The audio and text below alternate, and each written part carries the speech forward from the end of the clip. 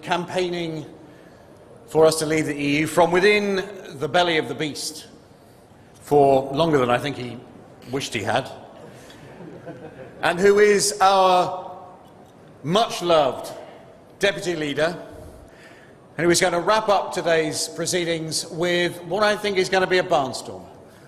Ladies and gentlemen, please give a huge welcome to Paul Nuttall.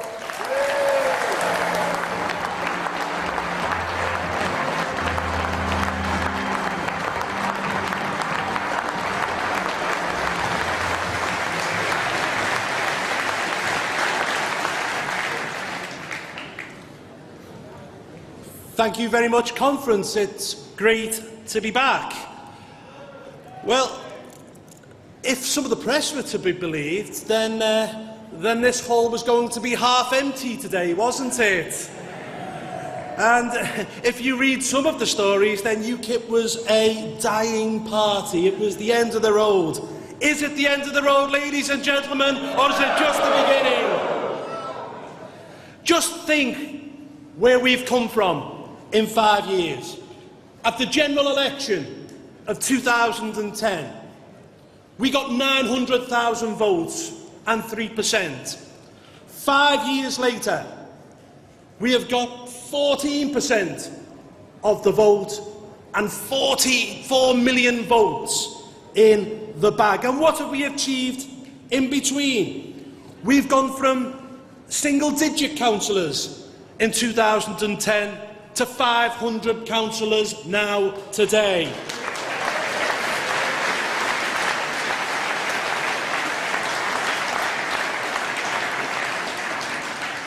In the meantime, we went out and we won a European election, didn't we, last year?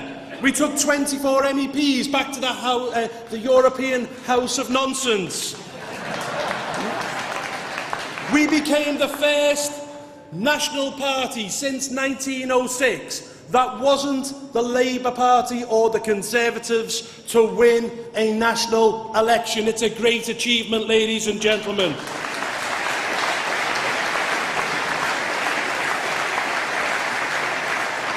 And most importantly today, we forced the Prime Minister, against his will, to offer us a referendum on our membership of the European Union.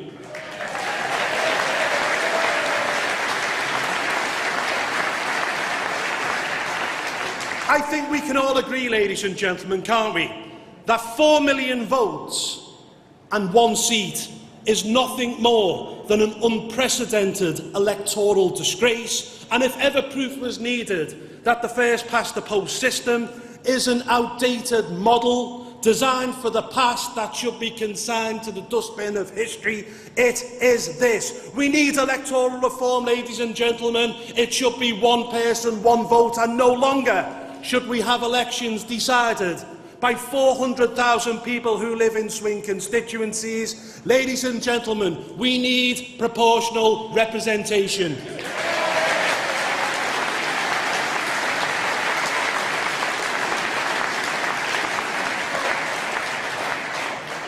But of course, every cloud has a silver lining, and the silver lining is that referendum. It is the opportunity for us. It's a window that I believe we as a party must jump through. Politics is coming onto our turf. It is the reason why we were created in the first place, to get ourselves out of this organisation. And it is no time to sit on the fence. In politics, ladies and gentlemen, the early bird catches the worm.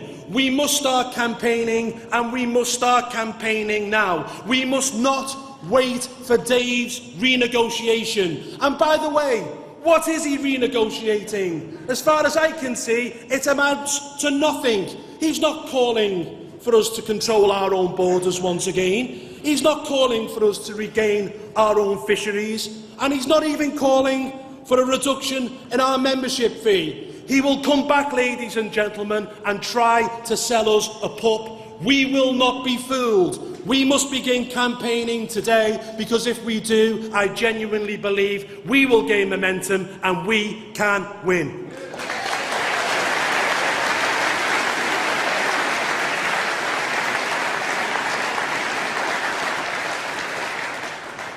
That is why we should be thankful, conference, to Aaron Banks and the Leave.eu team. Please give them a round of applause. They've really put the money where their mouth is.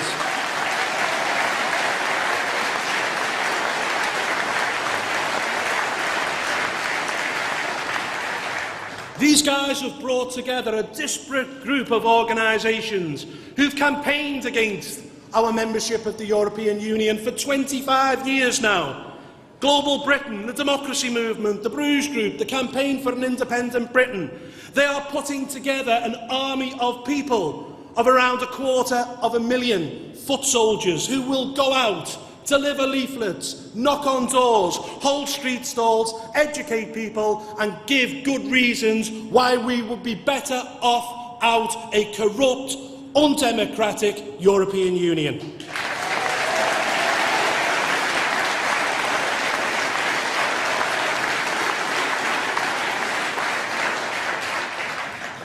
So rather than us being a party of the past, rather than us being a dying party, as some in the press would like to see, this is our time. The next 5 years will make or break this party. As I said a few minutes ago, there is a window of opportunity that has opened. We will either jump through it or we won't. But I believe, with the hard work of our activists and the Leave.eu umbrella organisation, we as a party and we in this referendum campaign can go from strength to strength.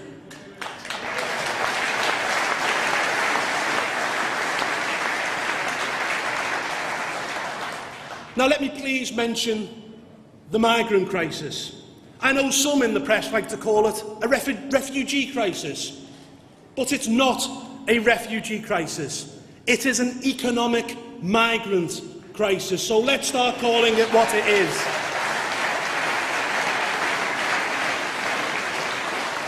And it's not just me saying this. Robert Fico, the Prime Minister of Slovakia, said that he believes that 95% of the people who are coming to Europe are not genuine asylum seekers, they're economic migrants. And indeed, Eurostat, the European Union's own statistic gathering body, said that 85% of the people who are coming are not coming from war-torn Syria, they're coming from places like Pakistan, Albania, Afghanistan, Nigeria. These are people who are leaving poor countries to come to rich countries. They are not, in many cases, genuine refugees.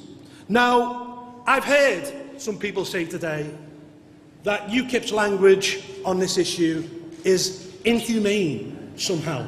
Inhumane. I tell you what, the most inhumane thing that's happened during this crisis was when Angela Merkel and the Swedish government said, the doors are open, everyone come, and all they've done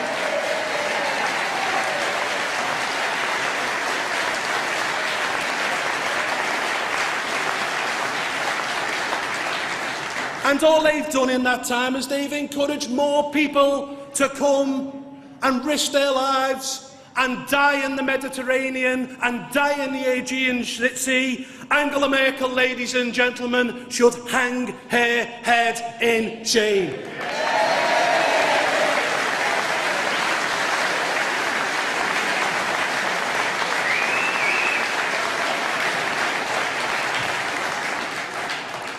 And I ask, what are the other countries doing outside the EU? And I specifically mean the rich Arab Gulf states. What is Saudi Arabia doing? Nothing. What is Kuwait doing? Nothing. What is the United Arab Emirates doing? Nothing. What is Qatar doing? Nothing. These countries have not even allowed in one single refugee, although Saudi Arabia has offered to build 200 Wahhabi mosques in Germany. Ladies and gentlemen, let me be clear. There is no place on the continent of Europe for inhumane, illiberal, intolerant Wahhabism. And there is no place in this country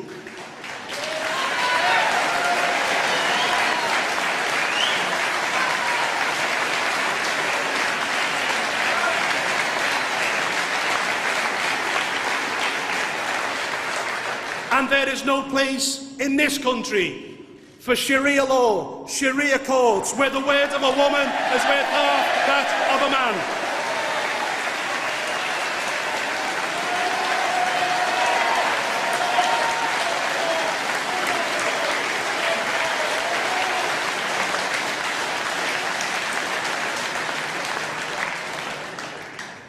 Now please indulge me for a couple of seconds when I hop on my hobby horse. England. The Labour Party yesterday are talking about the need for an English identity. I believe that we should be the party that give the English their identity. I believe that we should lead and not follow. I believe that we should not be advocating a halfway house of English votes for English laws. It throws up more questions than it gives answers. If we want to save our union, the union we all love, the union that has given us peace and prosperity for 300 years, then we must give pride back to England. That means we must rebalance our union, and that means a real, fully fledged English Parliament for the English people.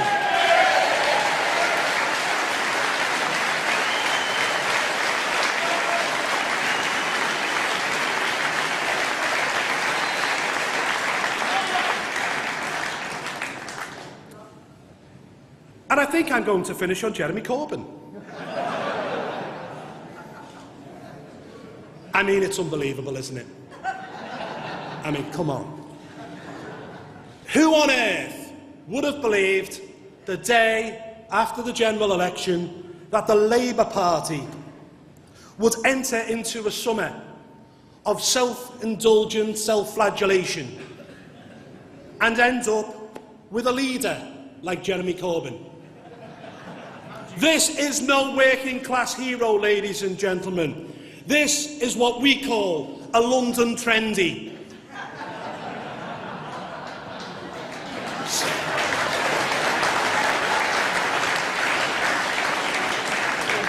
Someone who is more at home, banging on about gender quotas, climate change and Palestine. Yes, it might get The Guardian excited, but I tell you what, it's not the hot topic in the pubs and working men's clubs of Doncaster, Liverpool, Hull, Newcastle, Dagenham or anywhere else.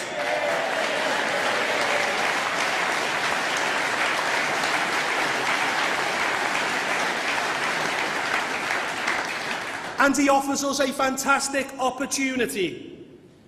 The patriotic, old working class people will not go out and vote for a party which is led by a man who says nice things about the IRA, that wants to give the Falklands back to Argentina, and least of all, will not sing the national anthem.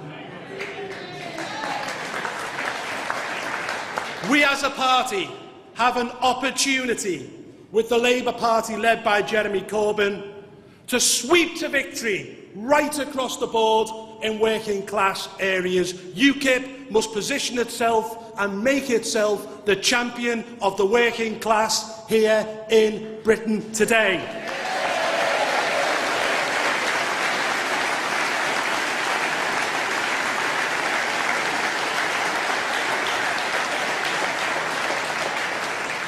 And we can start that next year in the Assembly elections in Wales, in the Assembly elections in Northern Ireland, at the Scottish Parliament elections, indeed in the London elections, particularly in the Outer Ring. People will flock to our cause if we are bold, if we straight talk, and if we tell it how it is. That's how we got here in the first place, ladies and gentlemen. We mustn't tone down our language. We mustn't change, because if we do change and begin to sound like the rest, then this party is finished, and I will never allow that to happen.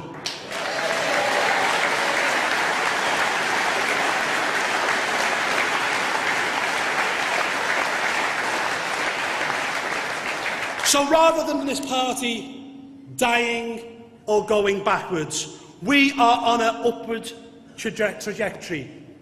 We can become the champions of working people. We can become the alternative to the Labour Party in the North and in the Midlands. We can become an alternative to the Tories in the home counties.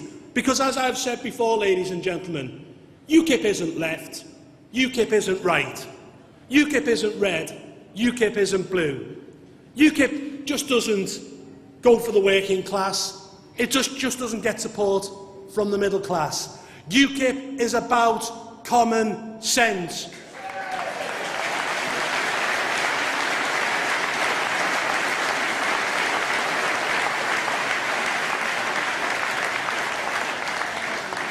We want to ensure that we put British people first.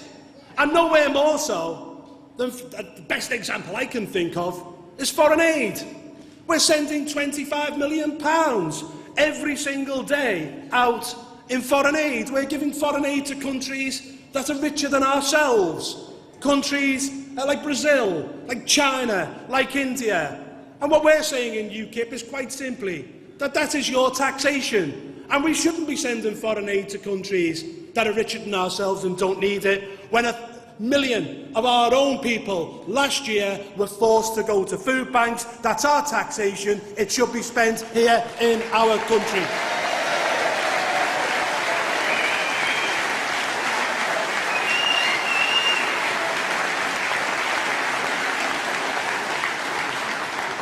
We're the ones talking common sense on immigration.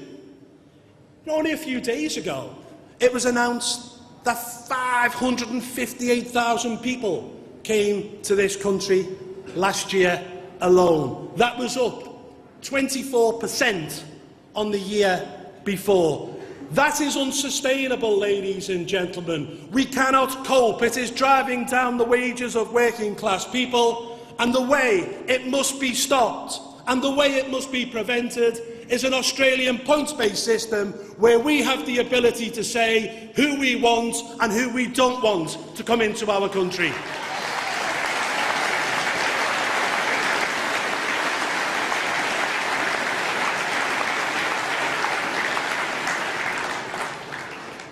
Ladies and gentlemen, we have a mammoth task ahead. The establishment will gang up against us. Your Mandelsons, your Blairs, your Richard Bransons of this world. They will garner their forces to ensure that Britain stays within the European Union. We must have the counter-arguments. We must have the people on the streets. We must educate people. We must get out there and campaign. And we must get cracking now. Because if we do, ladies and gentlemen, I genuinely believe 2 years from now, I will be on this platform and Britain will be free, more democratic, stronger, richer and better outside the European Union. Thank you.